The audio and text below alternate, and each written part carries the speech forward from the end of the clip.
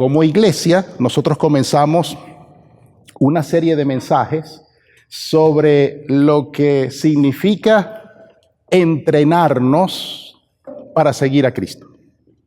Entrenarnos para, como dice la Escritura, llegar a ser como Él es. Y hace algunos domingos estuvimos hablando sobre la meditación y hablamos en el Salmo primero y tomamos algunas ideas. Hoy quiero que pensemos en la oración. Y el pasaje que vamos a estar leyendo está en el Evangelio de Lucas, el capítulo 5. El título del mensaje de hoy es Nuestra línea de vida, la oración. Y cuando tomamos el título Nuestra línea de vida, quiero que pensemos por analogía, como por ejemplo lo que representa para alguien que está buceando la línea que le suministra oxígeno. Pensemos en alguien que está tratando de suministrar energía, lo que representa la electricidad. Pensemos en lo que para las plantas representa la luz del sol. Es su fuente de vida. La oración para el cristiano es fuente de vida.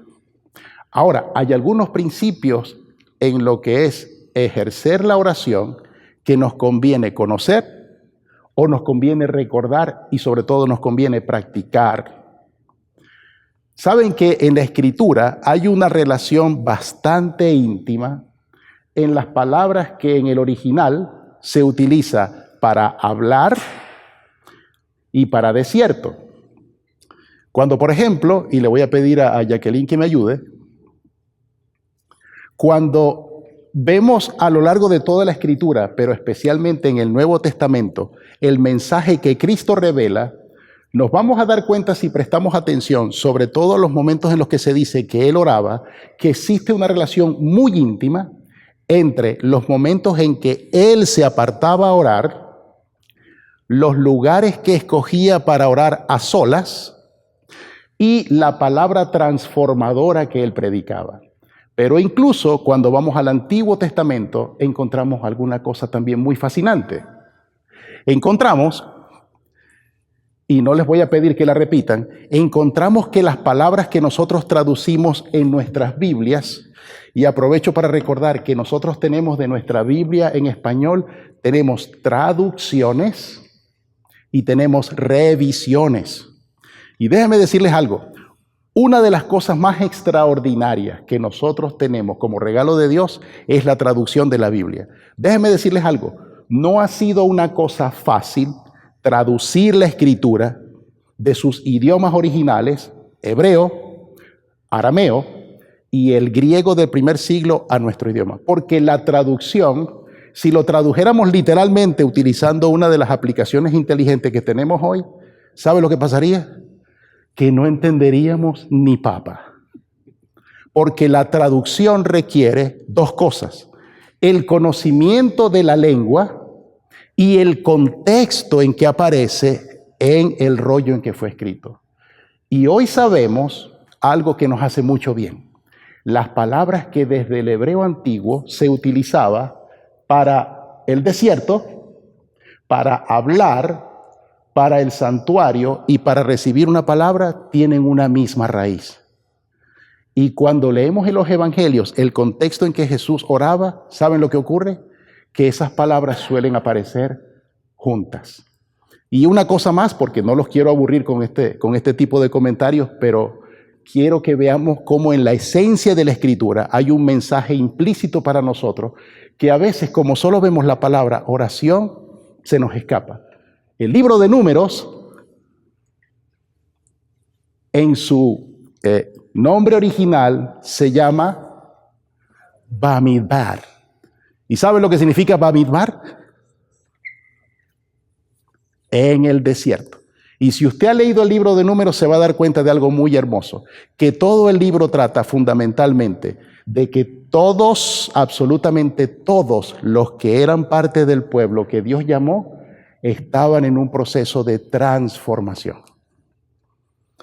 Lo he dicho otras veces y creo que es hermoso repetirlo. En el libro de Éxodo, nosotros vemos el relato de cómo Dios sacó a lo que era el pueblo de Israel de Egipto. Pero en los siguientes relatos, especialmente en el libro de Levíticos y en Números, vemos cómo Dios trata de sacar a Egipto del corazón de la gente de Israel. Eso es un proceso de transformación. Y quiero que hoy, tomando una lectura en el capítulo 5 del Evangelio de Lucas, pensemos en la oración como parte de ese proceso de transformación y tomemos el ejemplo de la forma en que Jesús oraba para nuestras vidas. ¿Lo hacemos? Entonces les pido que me acompañen a leer en Lucas capítulo 5. Y vamos a estar leyendo los versos del 12 al 16. En las Biblias que tenemos allá está en las páginas 625, pero en sus boletines también las tienen.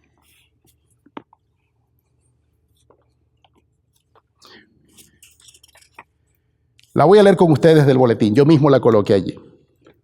Lucas 5, del 12 al 16, dice de la siguiente manera.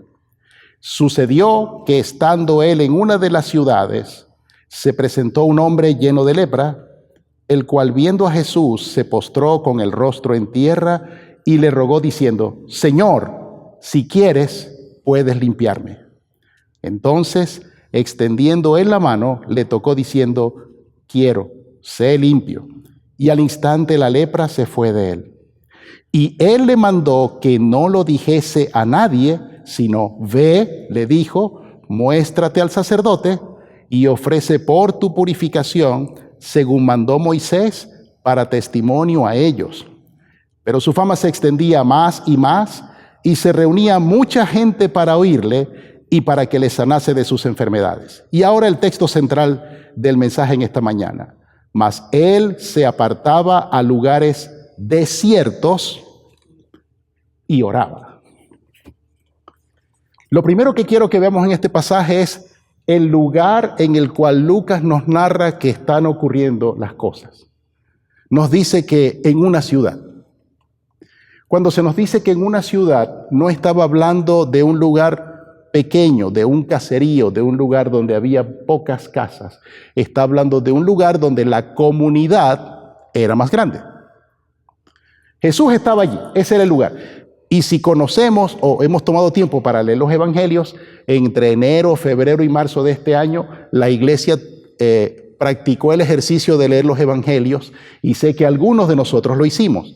Si vemos los evangelios nos damos cuenta que Jesús caminaba por aldeas, en el camino se encontraba con la gente, pero cuando llega a ciertas ciudades se resalta. En este caso en particular no se nos dice el nombre de la ciudad, pero sí se nos dice que había una gran multitud. Y se nos dice además que la fama del Señor ya se había extendido. Jesús ya no era un desconocido, ya Él era aclamado. Y dice el pasaje también que la gente le buscaba para escucharle y para que sanase sus enfermedades. De manera que el lugar era un lugar lleno de gente y era un lugar donde Jesús ya era famoso. Yo me pregunto a mí mismo, y les invito a que se pregunten, ¿qué pasaría si yo fuera una persona famosa? ¿Qué pasaría si, por ejemplo, llegamos a un sitio y llegamos con nuestro amigo Sonny y cuando llegamos a un restaurante a comernos algo o a tomarnos un café con Sonny, el dueño del lugar nos dice, no tienen que pagar porque Sonny es muy famoso y nos alegra que esté aquí? ¿Cómo les parecería? ¿Cómo les parecería que cuando fuésemos a los que les gusta el deporte y fuésemos a ver un juego aquí de los Astros de Houston o de los Rancheros de Texas, según la preferencia de cada quien, y cuando fuéramos a pagar el ticket, no, usted está con Virgilio, no, usted no tiene que pagar, usted es una persona, está con alguien muy famoso? ¿Cómo nos sentimos cuando estamos en un lugar y alguien que es muy famoso se acerca y nos saluda? Yo no sé si a ustedes les pasa como a mí, que de pronto miramos alrededor y decimos, no les llevo nada. Yo estoy sobrado. ¿Verdad que hay algo especial cuando alguien que es famoso se nos acerca? Hay como una especie incluso de tentación de querer sobresalir. Jesús era famoso y no solo por lo que decía, sino por lo que hacía. La gente quería estar cerca de él. Y pudiéramos decir muchas cosas en cuanto a la causa. Porque si ustedes se van al capítulo 6 del Evangelio de Juan, van a encontrar algo interesante, y con esto quiero cerrar la primera idea para pasar a la segunda. Dice que cuando la gente vio la obra extraordinaria que Jesús acababa de hacer, vinieron y lo querían nombrar un gobernante. Acababa de multiplicar los panes y los peces, ¿se acuerdan? ¿Y a quién no le gustaría tener un gobernante que multiplique los panes y los peces? Yo no sé cómo es en otras partes, pero en mi país, en Venezuela, nosotros tenemos gobernantes que son expertos en desaparecer los panes y los peces, pero no en multiplicarlos. Los multiplican para ellos, multiplican, pero para la ciudadanía restan, o en todo caso dividen. Pero sucedió que cuando la fama de Jesús estaba en lo alto y estaba en un lugar donde la gente quería estar cerca de él, dice tanto el Evangelio en el capítulo 6 como en este, que Jesús se apartó a un lugar desierto. La segunda idea a la que me lleva esto, la tenemos en el mismo pasaje, es la necesidad. Si volvemos a mirar, dice en el versículo 12 que un leproso se postró con el rostro en tierra y le rogó diciendo: Señor, si quieres, puedes limpiarme. Si quieres. ¿No les parece que esa es una pregunta interesante? ¿Recuerdan que en otra oportunidad alguien le dijo: Señor, si puedes? ¿Lo recuerdan? Y Jesús le dijo: ¿cómo que si puedo? Todo es posible para el que cree. Pero este leproso le dijo: si quieres. Permítanme hablar un poco de los leprosos. En el libro, en el estudio que hemos hecho de Levítico, hemos hablado de los leprosos. Los leprosos eran personas que vivían completamente marginados. Los leprosos no tenían permiso, no podían acercarse a la ciudad. Ellos tenían que constantemente anunciar dónde estaban. Normalmente usaban una especie de báculo y algunos de ellos colocaban en el extremo algo que sonaba como una campanita. Algunas veces lo hacían con metal o con hueso, pero la idea era que ellos hacían un sonido y por donde iban caminando, cuando veían a otras personas, ellos lo sonaban y decían: impuro, impuro. Era con la intención de que la gente no se les acercara y los tocara, porque de acuerdo a la costumbre, si alguna persona se contaminaba con ellos, ellos eran culpables de muerte si lo contaminaban.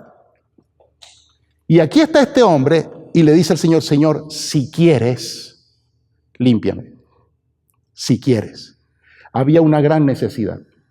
Y este hombre se acercó a Jesús porque tenía una gran necesidad.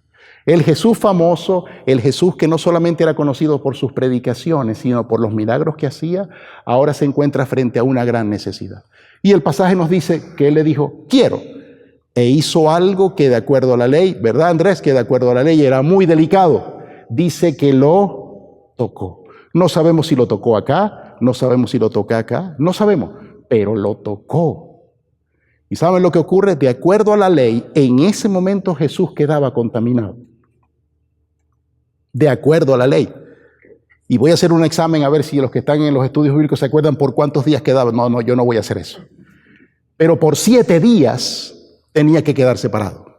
Y a los 7 días, si había alguna llaguita, tenía que venir un sacerdote, y el sacerdote veía si había desaparecido, se iba otros 7 días. ¿Saben lo que pasó aquí? No pasaron 7 días. Dice que al instante la lepra le sanó. Porque cuando el Señor reconoce nuestra necesidad, pero además ve la actitud con que llegamos a Él, ocurren cosas extraordinarias. Ahora, nosotros tenemos una gran bendición. Esa lepra ya es cosa del pasado. Puede que en alguno que otro sitio, lamentablemente, una que otra persona lo sufra. Pero me pregunto esto: ¿cuántas lepras a veces hay aquí? ¿Cuántas lepras a veces hay aquí? Lepras de resentimiento, lepras de odio, lepras de falta de ánimo o desánimo, lepras de dudas. Y nos conviene acercarnos al Señor y decir: Señor, yo sé que si tú quieres, lo vas a hacer porque yo sé que tú puedes. Ahora, hasta aquí no hemos hablado nada de la oración, ¿verdad? Pero quiero que veamos ahora todo el contexto de lo que hemos hablado. Un Jesús que ya era reconocido, que ya era famoso, que ya había mostrado el poder de Dios, en un lugar donde la gente estaba a la expectativa de que algo importante ocurriera y frente a una gran necesidad. Y después que todo aquello se ha visto, que la gente ha visto que el leproso ni siquiera terminó de presentarse al sacerdote cuando ya estaba sano, ¿qué hubiéramos hecho nosotros? Lo mismo que querían hacer ellos. Ellos querían cargar a Jesús sobre los hombros y llevarlos y decir, este es el alcalde, o este es el nuevo gobernador, o este es el nuevo rey de nosotros. Así lo dice el Evangelio. Y entonces termina diciendo el pasaje, pero él se apartaba a un lugar desierto a orar. Y aquí quiero que pensemos en la relación, ¿por qué Jesús oraba? ¿Alguna vez se ha preguntado por qué Jesús oraba? ¿Necesitaba Jesús orar? ¿Verdad que es una buena pregunta? Porque nosotros decimos, Él es Dios y es hombre. Pero de acuerdo al Evangelio, Él oraba porque Él necesitaba orar. ¿Por qué Jesús necesitaba orar? Porque nos enseña desde la palabra original con que se escribe desierto, es un lugar donde yo me voy a solas para escuchar la voz del Padre. ¿Saben cuál es nuestro problema a veces en la oración? Que creemos que la oración es un discurso que yo le doy a Dios. O es una lista de deseos. Señor, para Navidad quiero que me regales, como yo no creo en Santa, yo te pido que me des esto y esto y esto. Esas son las ardillas. A veces nuestra oración parece que le estamos informando al Señor lo que Él desconoce. ¿Saben? La oración no es para yo captar la atención de Dios. Es para que Él sepa que Él tiene mi atención. Él sabe que tiene mi atención cuando yo oro. Y yo necesito preguntarme, ¿qué tiempo y con qué intensidad yo dedico de mi vida para apartarme a un lugar a orar? No tengo que irme al desierto. El desierto puede ser mi cuarto. El desierto puede ser mi carro. El desierto puede ser el baño a veces de la oficina. El desierto puede ser mi lugar de trabajo. Porque hay veces que en mi corazón hay lepras que nadie está viendo, pero allí están. Y a veces estoy como en una gran ciudad rodeado de mucha gente, pero en mi corazón hay un vacío y yo digo, Señor, necesito apartarme a solas en este momento para conversar contigo. Les voy a poner una tarea, pero no me la tienen que mostrar. Los maestros tenemos esa mala costumbre. Cuando lean el Evangelio la próxima vez, cada vez que encuentren un pasaje donde Jesús oraba, escriban dónde estaba orando y cuál fue el centro de su oración. Y van a encontrar que con frecuencia su oración fue por su relación de obedecer al Padre. Padre, si es posible que esta copa pase sin que yo la beba, pero no se haga mi voluntad sino la tuya. ¿Con cuánta frecuencia oramos así?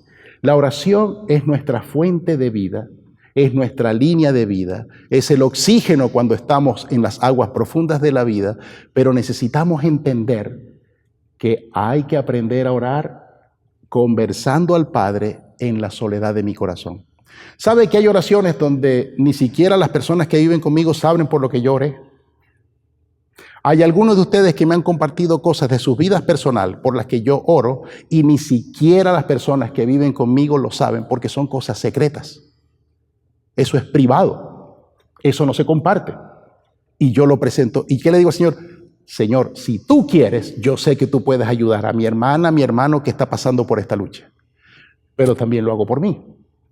¿Y saben cuál es una de las cosas que sostiene a quienes estamos sirviendo al Señor? La oración. La oración. La oración es la línea de vida en la cual yo me voy al desierto y comienza un proceso de transformación. Ahora, yo sé que todos ustedes tienen un teléfono inteligente. Algunos tenemos dos. Yo tengo el mío y el del trabajo.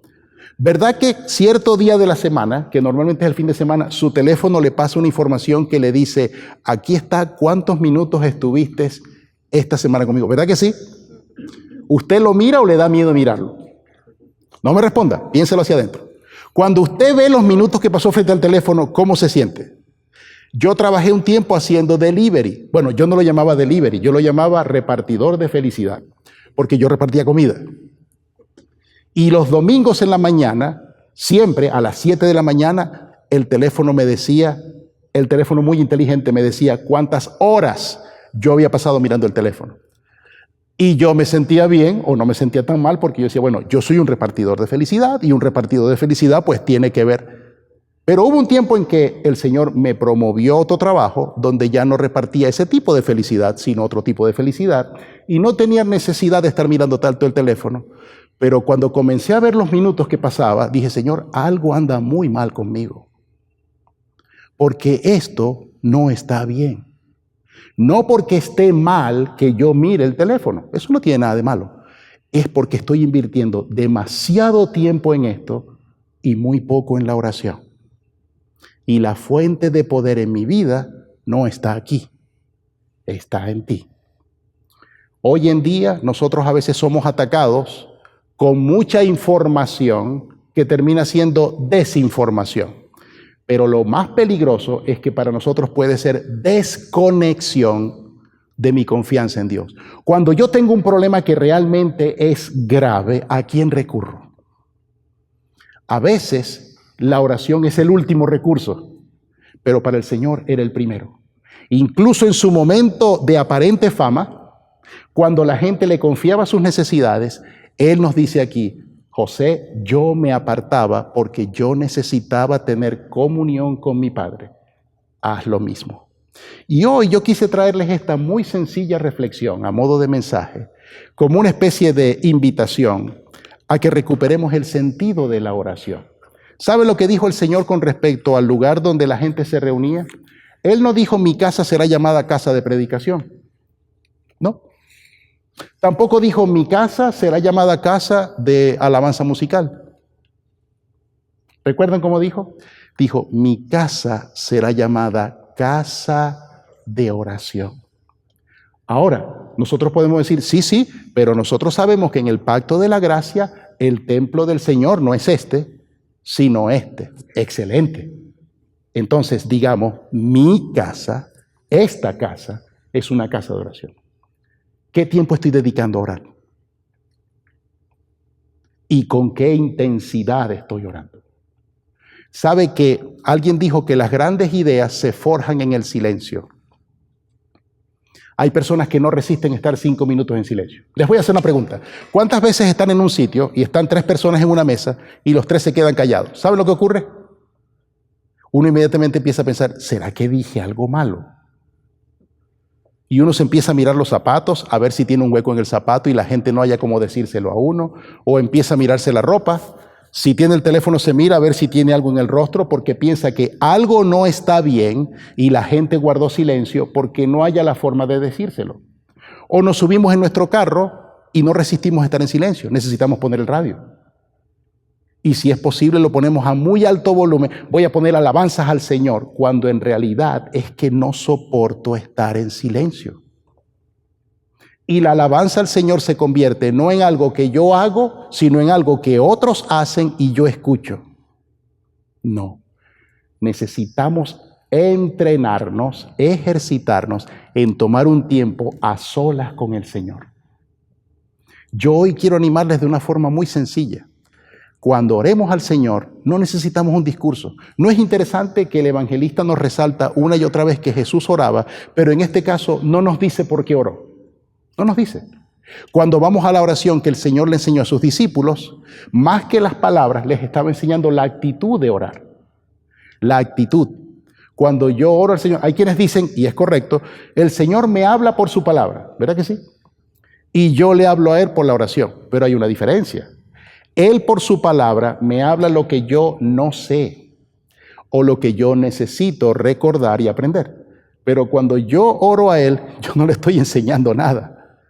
Lo que le estoy diciendo es, Señor, si quieres, límpiame. Aquí estoy en mi desierto, en este lugar, en este rinconcito de la casa, en el asiento de mi carro, y estoy confiando en ti en oración porque tú eres mi línea de vida. Vamos a orar. Padre Celestial, te damos gracias porque no solamente hiciste una obra maravillosa para rescatarnos en Cristo, sino que nos has dejado la oración como la actitud de buscar nuestro desierto en el alma para escuchar tu voz y para que acompañada de la lectura y la meditación en tu palabra, seamos transformados. Algunas veces, Señor, nos confundimos porque no sabemos cómo orar. Hay personas en este momento, y puede que en este lugar, que están enfrentando un momento que ni siquiera saben cómo pedir por ese momento. Pero a esta hora tu palabra nos dice que es a veces en los desiertos donde mejor escuchamos tu voz. Hoy recordamos, Señor, que fue en un desierto donde Moisés conoció de ti, que fue en un lugar solitario donde Josué también se enfrentó a ti, que fue un hombre que huía a lo solitario como Jacob en una cueva que mejor te percibió.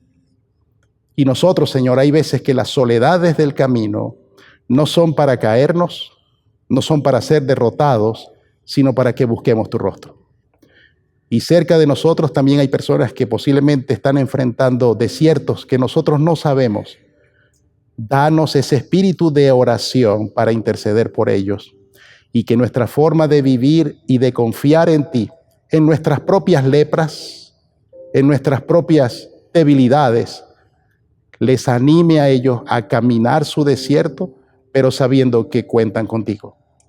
Esta es una iglesia, Señor, que a lo largo de los años ha tenido hombres y mujeres que han sido personas de oración. Y son esos anónimos los que mantienen de pie a tus siervos. Que siempre haya personas que ore por nosotros, porque esa es nuestra fuente de vida. Bendito sea, Señor, te alabamos, te glorificamos por lo que eres y por lo que haces. En Cristo Jesús.